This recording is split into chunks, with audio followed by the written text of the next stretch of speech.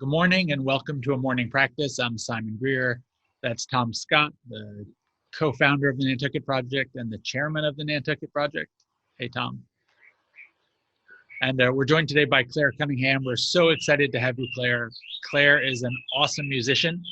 I heard her first time at TNP last year, and I think was just like blown away by her voice and the lyrics and the whole sound. So we're thrilled to have you and look forward to spending the morning with you. Thank you. So let's just start off with just sharing a little bit of what we're grateful for, something that's on your mind that you're feeling grateful about. And Clare, we'll go to you first to share our gratitude. Yeah, I'm grateful for another day on this amazing earth. I think in this current status, I'm actually really grateful for the challenges I'm facing right now, because I do believe each and every person is going to come out stronger and a more peaceful human out of it. So I'm grateful for that, for sure. Tom? Yeah, I would say that I am grateful for progress. Progress individually, progress as our organization, progress within my family, and progress globally even. I mean, we're in a tough spot, but we're employing practices and, behaviors that are healthier by the day. And that's good. In the midst of the bad, I think that's good. Thanks. I was looking back at like what I'm feeling grateful for today, and it's a funny one, but my son, he was telling me that, I guess because we're home together, he goes into the different board games we have here, and he like pulls out all the pieces and he combines them in other ways, and then we can never put them back together. And I was like frustrated with him, and he said, I just think the rules are so boring the way they send the games, but when I put it all together and make up my own rules, I love it. And I thought, gosh, I love that about him. And the idea that like he combines pieces in a different way and makes up new rules. And I just thought it's such a like good teaching for me. And so I just feel really grateful for getting to learn that from him. Tom, let's go to our meditation. We'll just sit quietly for 3 minutes and then we'll come back together.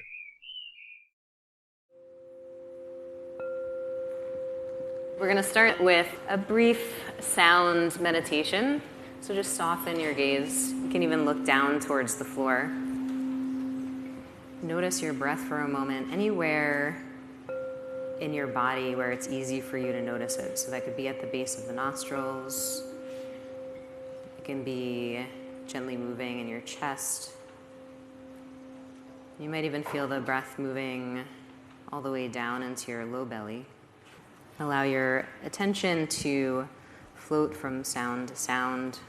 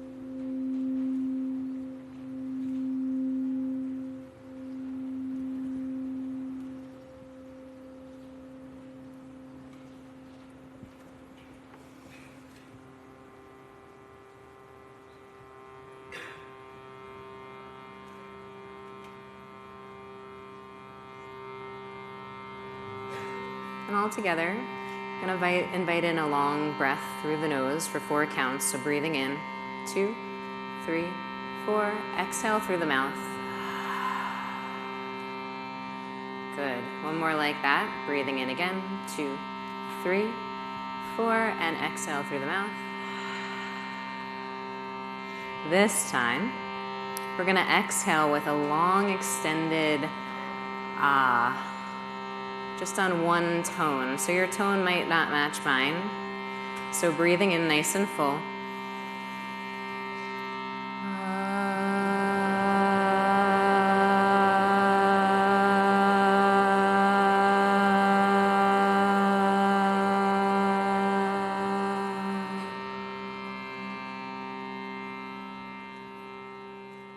Thank you so much. Hey, Claire, do you meditate? Every day. Really? Yeah, I do. It's part of how I keep sane. Tell us a little more about the meditation you do. So upon waking up, I never turn on any device. The first thing I do is listen to a solfeggio frequency of 528 hertz or something similar. It's known as the miracle tone. So it's proven in, back in the day to like heal the body. It's DNA repair. It only takes about like a couple of minutes. I like to do that first. And then I usually try and balance my chakras some way by listening to, I have a lot of different people that I listen to. I have them on Spotify in a playlist. Then if anybody's heard of Wim Hof, he's also known as the Iceman, of course. And anybody who has never heard of him must check him out. He's a Dutch athlete. And so I practice his breathing technique. I usually like to do 3 rounds. I'm going to try and up it now that I have a little more time on my hands. But that obviously scientifically proves to, build your immune system. Inflammation. I used to have a lot of acid reflux. I used to have to take like a omeprazole and different things for it. And ever since doing his technique, I don't have any inflammation in my body. Of course, the cold showers are something I practice too. I usually exercise before I eat though, so I tend to do the cold showers afterwards. Did you do the cold shower thing? Every day. I'm afraid to try it.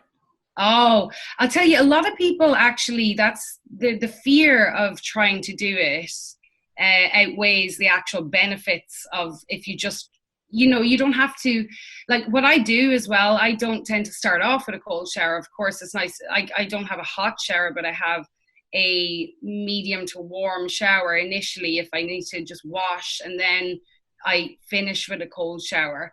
If I'm ever over at the East Coast or on Nantucket, I do ocean, like I go into the ocean, especially in the winter. It's amazing when it's snowing outside. It's just so exhilarating, and it's just your immune system is so good for it, and it really wakes you up. My biggest meditation for me is my exercise. And I know that's crazy for some to think that when I'm exerting myself, I'm meditating. But as a creative person and somebody who's constantly on the go, for me to be able to just put on headphones and just concentrate on one thing without there being any distraction, for me, that brings my mind at peace. And then affirmations throughout the day. And like, I'm starting to read more. But I find that's meditative as well, reading and, actually reading good, like not like self-help books and stuff like that, not Huh. So yes, Thanks. Meditation is a big part of my life. I asked about the meditation because I got a question last night about, I've been asking folks on the show, did anything come up during the meditation? And I got a question that I thought meditation was supposed to quiet your mind so you don't have thoughts, but you're asking people what came up in their thoughts. And so I was just curious if you meditated and if either of you have a thought about this question, like, is meditation to make thoughts go away? Is it, is it good to talk about the thoughts that come up, or is that counter to the meditation? I know you meditate a lot, Tom, so I'm curious what you think of that. So this is an interesting one because people don't like these answers. And I don't know that I have them. I'm going to give you some answers, though, that I've researched quite a bit. the notion of nothing is a big deal. It's a big deal. And I think that depending on what you're striving for, which even those words aren't the best words, I think that's an important piece of the notion of meditation, is true nothingness. Okay. Now, having said that, I think that there's a meditative piece, this is my language, that is very beneficial too, right? But I think if you really want to get to the core of self, the core of mindfulness, some appreciation for nothingness is a real thing. It's a real thing. And so to me, there are people who say meditation is only that. There are people who will say it's a spectrum. I sort of live in the spectrum part of the world. But I think to appreciate that notion is important. I think it's like a really critical piece of the puzzle. And so very often, because I've been thinking about that, Simon, when you asked that question, I say, well, are you asking me how badly I failed? Is that what you're asking? But I think that in the end, no matter what, most people end up a mix, So again, the reason I say it's controversial, because I used to take a hard line on this, and people get pissed. They're like, walking my dog is my meditation. I think, that's actually not a meditation. Yeah. But I don't actually believe that anymore. But I do think it's important to acknowledge that nothing notion. Yeah, I have go ahead, Claire. No, like getting to the core of your thoughts. It's like, because there are many forms of meditation. Like I love to go into the theta state of mind, which is also known as hypnotherapy, like hypnosis. So there's also that side of it too. And it's like people get scared when they hear the word hypnosis or, being under that state. But actually we can all get there ourselves with the power of our minds. And it is our brain, and it's actually being able to shut out everything else that's going on. I think those practices like walking dogs and exercising help get into a good state of mind, but it is the actual, like you said, Tom, it's like that, the peaceful state of actually being mindful and being present with you and your brain alone is where you would like to get to, I guess. Right. And I think that thing, again, I think it's important to know that's a specific thing. And that thing is very beneficial. And the way you sort of stretch outside of it is beneficial too, but I think it's important to pay attention to it. I do floats. Nice. And have you ever done a float, Claire? No, I've been in very hypnotic states, yes. But yeah it's something I'm going to be working on. What's a float, Tom? So a float is you go into an enclosed space and you're in heavy duty salted water. That is 93.5 degrees, 93.5 degrees is the temperature of your skin.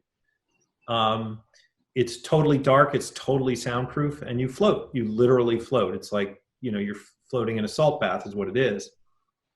And, I do it for an hour or hour and a half. And that's like the shortcut to nothing. Like you will get there. And it's super intense. And I've done it for, I don't know, more than a decade now. Unfortunately, I can't do it right now, which is a bummer. I think about how nice it would be to go do that every day right now. But I mention it because what I said before, it's a great shortcut to knowing what nothing is. You want to know? Go there. Yeah. Where do you get to do it? They're all over the place. Google it, because I'm sure they're around you in Nashville. I have a friend who owns the biggest chain of them in America. He's based in Southern California. Generally it's like run by your local hippie. And you go into a place like that, and I go to a place like that. It's run by my local hippie in Mount Kisco, New York. Great guy. But that's where I go. Years ago, I was getting interested in religion, in my own religion, in Judaism. And I asked a rabbi if he had ever encountered God. And he said once, and it scared me to my core. And I thought, it comes up for me now because I was thinking on this point about nothingness, that I recall one time meditating, and I've meditated for a long time. And as I've said before, I'm not that good at it. But this one time was like something different happened. And the words that came to me were like, I dwell here. And I don't know where it came from, but it was like a sense of peace and nothingness that I normally don't have when I meditate. Normally, I observe my brain going like this, but at one time it felt different. And so anyway, I think it relates to that sense of getting to nothing, if that makes any sense. So. I'll tell you, when you know that, you will find it easier to find it again. That's one of the things I learned from a float. Just about every day we've done this show, I almost get there. And I say almost. I think I do get there. I'm just not sure if I get there every day. And because I can recognize the bounds of it a little bit, I don't want to make. I'm not going to profess to be really good at this. It's just I've done it for many years. That's how I can tap into it, because I feel it when it's coming in a way. Well, it's practice, isn't it? It's like your brain neurologically, like they've done studies that's why everything is done in monthly cycles, especially with pill taking or diets or whatever you want to say. The brain takes 21 to 28 days to regenerate again. So if you continually do something, practice makes for better, you will absorb whatever it is you're doing, and it becomes easier and easier. So yes, Tom, like you're saying, it's like once you get to that place, then it's possible, and you will go there easier again. And it's like why cognitive behavioral therapy works really well with people who have depression, anxiety, or whatever it is, because you can retrain your brain and then actually practice those meditative states or whatever to get there, because your body knows the pathways to get there quicker by practice. The other way I think about it, I think about it as a microcosm of my bigger life. And, I can hold on to shame. I can hold on to less than. I can hold on to so-and-so doesn't like me anymore, or so-and-so thinks I'm stupid. And, in my meditation practice, I used to like, God damn it, why can't you let that thought go? Or damn it, there's another thought. And over time, as you actually practice non-judgment, you can take it into your life, because it's just a feeling. It's going to pass. And so you can feel that pain for just a tiny bit, and then you can actually let it go.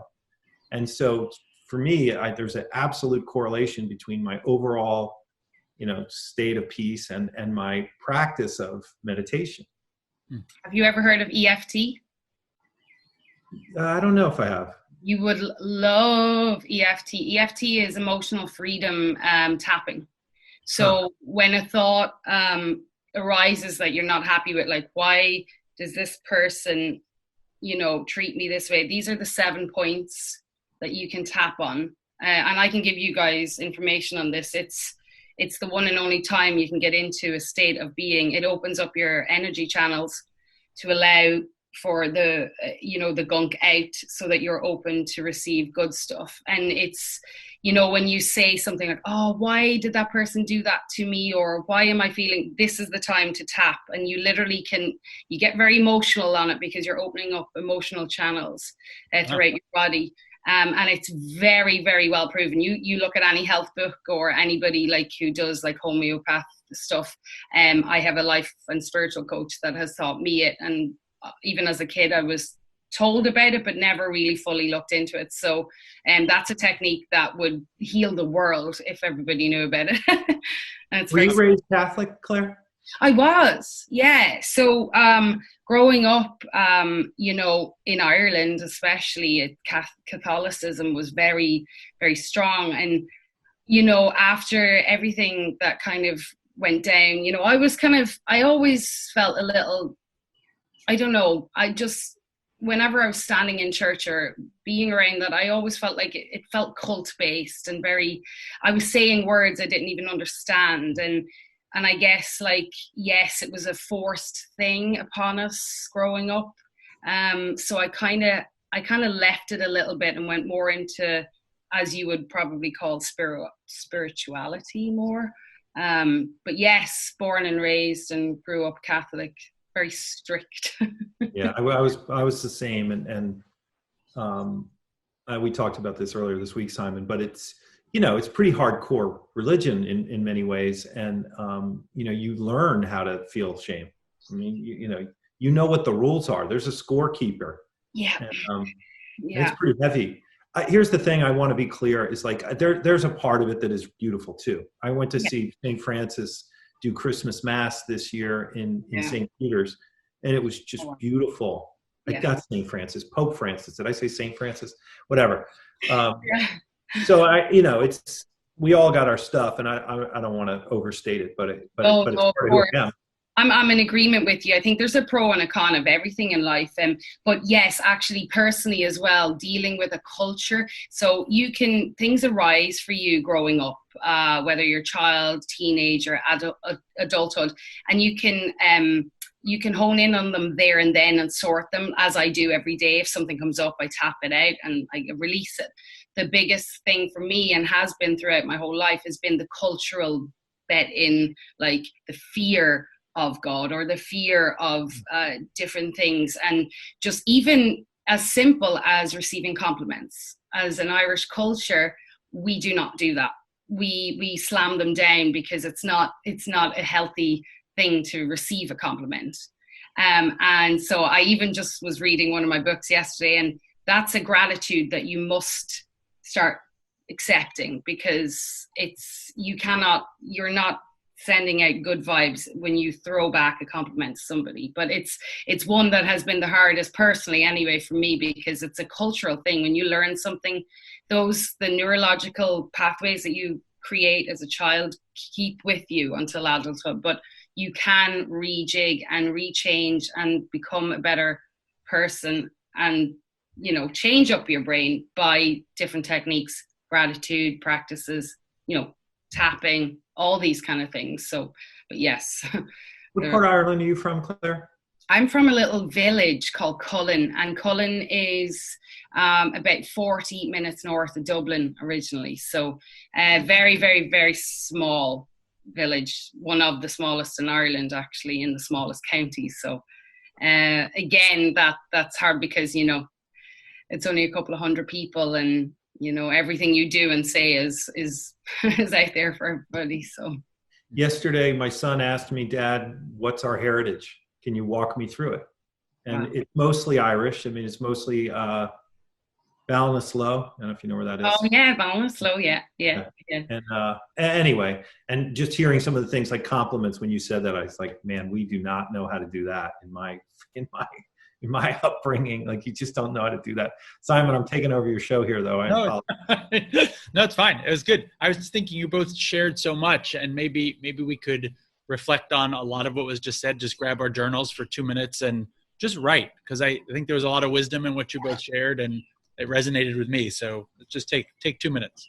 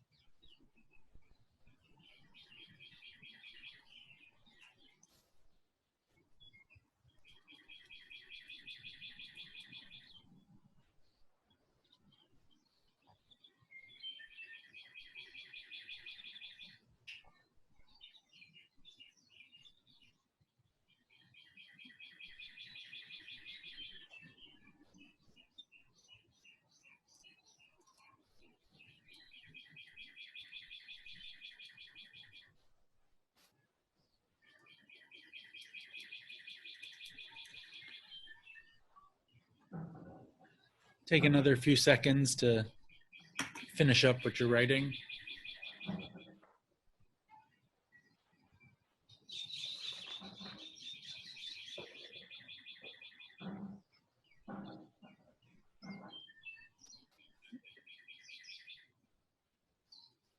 Claire, anything that you just jotted down that you might want to share with us? Yeah, the things I'm trying to practice now is like I approve of myself. It's an affirmation that I'm going to be starting working with. Like I approve of myself and I 100% fully love myself, because that again is the struggle that I find personally.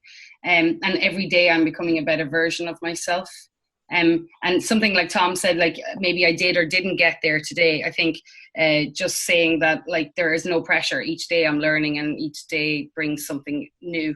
So I don't have to feel like I have to get there every day. Some days are going to be better than others, and having the gratitude for the daily struggles that arise, and getting to the deep quiet within me, the peace within me. So and I'm going to definitely look up this floating for sure. How about you, Tom?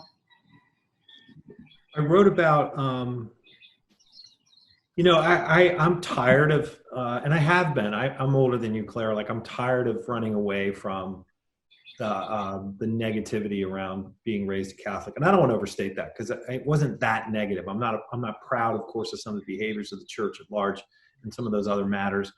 But there are other parts of my own upbringing in that regard that were really powerful. I was part of this. There was a church in Virginia called St. Michael's that I used to go to, and it had a folk mass, and it was all folk music. And that was pretty radical for the Catholic Church back in the 70s. But it was beautiful. It was a great, like they had peace and joy all over the walls and those kinds of things, which again, in the Catholic Church, like they were just out of doing all the masses in Latin. Like this was like a major departure, but I think it was anyway. And so I talked about sort of like I think in part what you're talking about, Claire, which is love, because there is a lot of love there, and your own self-love. You can tap into that through churches and other places too. It's also there, and so I don't fight it much anymore. I just kind of go with it, I was what I wrote down was that Tom, and you know this because we've been on the show every day for a couple of weeks. We've had so many different kinds of people with different stories and different practices, but it's really interesting that in all sorts of diverse ways, people do interesting things to get their day off on the right foot. And Tom and I are similar age, so you'll probably remember this commercial. Do you remember the Army advertisement in the 70s? We do more before 9 a.m. than most people do all day. Yeah. And I was thinking they weren't talking about like meditation or any of those things, but it was really interesting to me that there's some resonant theme about like the power of early in the day and getting ahead of the day. And so I was just jotting down so many different kinds of people doing so many different things in the morning, and it reminded me of the Army thing. Claire, I'm really wondering about, I mean, you're an amazing musician, and hopefully you'll do a song with us before we sign off for the morning, but how does it, like, you sing and people clap, but you just said you're sort of uncomfortable taking compliments. Like, that's what you perform and people clap, but obviously, like, how does that work? So that's a really interesting question. And actually, I used to, even when people would say that was amazing, I'd be like, oh no.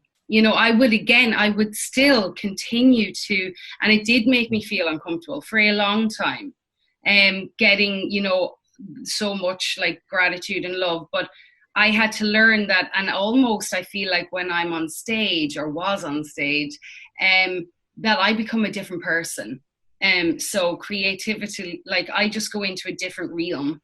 I'm not me when I'm on stage, if that makes sense. I feel like I just go to a different place. I close my eyes a lot when I sing. And so it's almost like that person is taking the gratitude and the clapping and the love more than myself. But it's probably one area it's funny, personally, I'm not very, good with the receiving, or I'm learning. But when I am on stage and when I kind of thrive in it, because I feel like it's just a different channel that's opening up to people. And so therefore I'm a little more accepting to it. So if I could take my stage persona on, and that's where people, they don't realize that we're not the same, introvert, extrovert kind of thing a lot of the time when you're performing. Same with actors, actresses. I think they're the same, you know. People expect them to be the same person they are on stage as they are off it. And I guess, yeah, it's easier to accept something because it's a job, or, you know, that kind of thing. Yeah. Claire, what do you, why do you sing? Why do you do what you do? I honestly do what I do because I know nothing else. Me personally, I didn't decide one day I'm going to sing. That, like, I literally I was, you know, I think I was about 3, and somebody asked me what I wanted to be when I grew up. And I said, I'm going to be a rock star. And for some reason, something within me just, it doesn't feel right if I'm not doing music. And I have since had, and, you know, not to go into it a lot, but I've since had a lot of, I had a shamanic actually on Nantucket, and something arose and it said, like, literally, this is why I'm here. And I know my calling is my music. And my music personally, and why I probably get so emotional and I write a lot from the heart, is because I need to heal people as much as it heals me. And for me, it's just an emotional outlet and something that's very unexplainable to somebody who doesn't have that within them initially, or who doesn't have it as a gift. Like, it's a gift. And it's just something, like, I always said that, and I've never followed it for money, because I would have given up, like, before I started. Anybody who does anything with passion and is a calling, it's like, there's a saying, and it resonates with me. If you can wake up every day and do your job for free, then you're in the right job. And it's not actually a job, is it? It's a pure passion. And I feel like I've been given something, and I love to give back. And I just know absolutely nothing else. Hence why this whole situation, I think, is hard absolutely on everybody across the world, but for creative people who are used to having that as an outlet and getting up, and it's what we're born to do, this is extremely difficult right now. It must be so hard in Nashville, right? A city of a lot of musicians, that there are no gigs. You can't go perform. There is absolutely zero going on. And it's, you know, I think perhaps people can now really appreciate the arts more than they ever did, because music especially heals, and it's a universal language. Not just because I do it and I'm bigging it up, but imagine a world without music. It's just, you watch movies with music in the background. When you get married, you'd love people to sing, and it brings people together. And so when you take that away from a situation such as a city like this, or any big music cities, New York, LA, like, the city is dead. Like, it's crazy. I never thought I'd see it in my lifetime, but obviously we're living through it. So, but on the same token, it's amazing because we can still take our talents and our craft and come to the world through a computer screen, which has been, I've had personal messages from people saying, you're still healing us. You're still, we live for these little, like, live concerts. And that to me just is great. Like, if we can still do that, that's amazing. Will you play one for us? I can absolutely do that. Yeah. I love it. Yeah. I figured, I wrote this not so long ago, actually. And with the times that we have, I figured this might be a nice little one. It's called Living Proof. So I actually wrote it before the pandemic, but not very long beforehand, with a couple of friends. And, literally whatever it is you're going through in life, like, personally, I've been through a lot, but I'm living proof. I'm here still doing my thing. So I figured, like, this might help for people that, are going through a bad time right now. So, yeah, here it is. Thanks.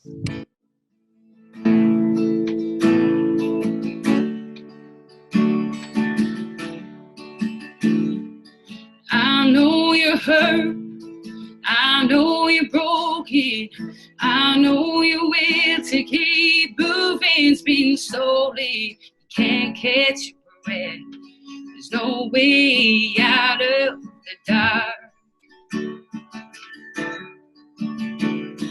Depression's a demon you don't like to lose. You can't outrun it, can't help if it chooses you. They don't make walls strong enough to shield your heart.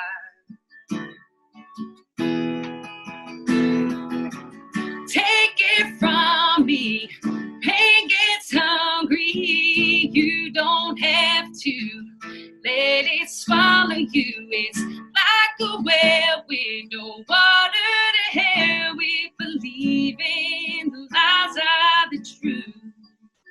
You can fight it when you feel like dying. I'm living proof. I've been where you are, helpless and hopeless. When you lose your everything, all you know is the walls couldn't close any tighter around your soul. Makes it hard to hold on, but don't let go.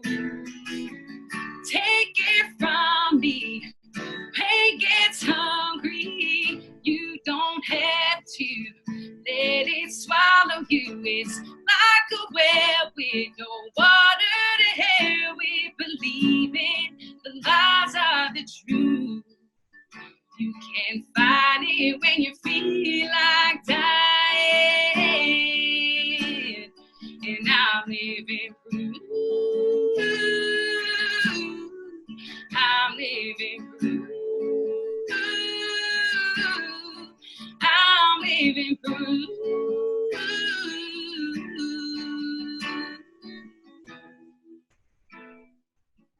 Take it from me. Pain gets hungry. You don't have to let it swallow you. It's like a well with no water to hell. We believe in the lies are the truth. You can fight it when you feel like dying. You can fight it when you feel like dying. I'm living proof.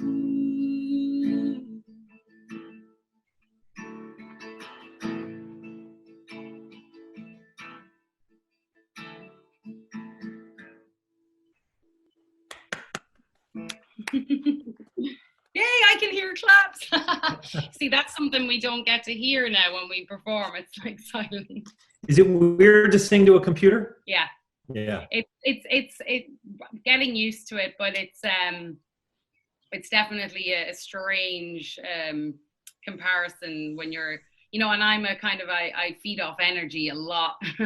So it's like when you're on, it's just you and your screen. Of course, people are chiming in and can, you know, type and stuff, but yeah, it's been a strange new norm, I guess. And again, like I said, it's a communicative tool that we can use for worldwide. It doesn't matter what your background is, your culture, your language. It's like, yeah, we can all speak through it, and that's what's beautiful.